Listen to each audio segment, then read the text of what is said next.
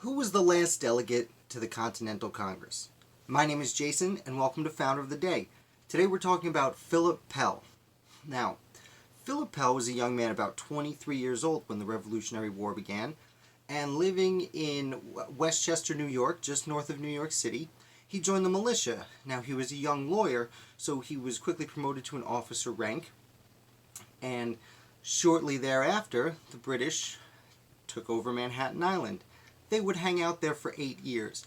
And during that time, they would send out raids for, usually to forage for food or supplies, but sometimes just to, mess with the Patriots, because that's what the Redcoats did. And Pell spent a good portion of the war negotiating prisoner exchanges, which was a harrowing task, because sometimes you had to cross into enemy lines. Now, war was different back then, and they were generally gentlemen about it. But that's how we spent most of the war. And then after the war ended, this young man, now approaching 30, he was elected to the Continental Congress, representing New York. Now, at this point, after the Articles of Confederation, historians will often call it the Confederation Congress or Congress of the Confederation, but most people at the time still referred to it as the Continental Congress. Now, they were meeting in New York, and some gentlemen in Philadelphia went and wrote a constitution. And when the ratification process went around, we need to keep in mind that New York was what we would consider a swing state today. It was about half anti-federal, half federalist. They had New York City, which was mercantile and related to many of the other states that liked federalism, but it also had a strong country feel to it. It's right in the middle. These middle colonies, as they were once called, had a little bit of everything. So, as such, Philip Pell was not a leader of the Anti-Federalists, but he was passionately Anti-Federalist. To the point where, after the Constitution was passed, some time went by and the Confederation Congress, under the Articles of Confederation, voted to approve that ratification was accepted and kind of voted itself out of being. But it was still supposed to meet up until March of 1789, March 2nd to be exact, 2 days before the House of Representatives and United States Senate were going to meet for the first time. So we actually had a lame duck government for about 6 months there, which sounds crazy, and it is pretty ridiculous. Like now, we have a lame duck president after they're elected.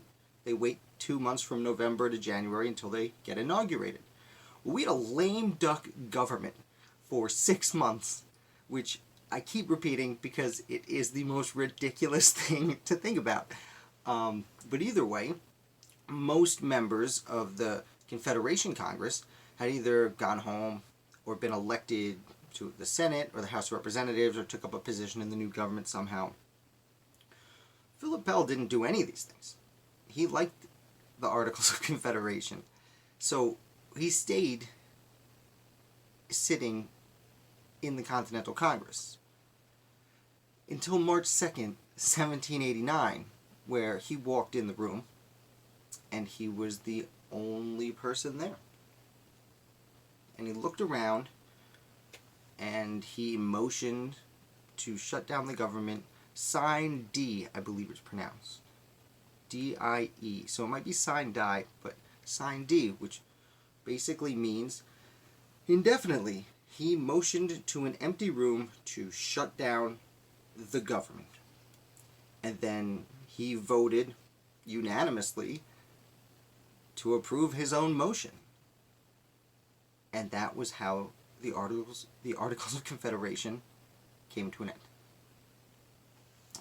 Now, before we go, I should note, Charles Thompson, the secretary, was probably in the room with him.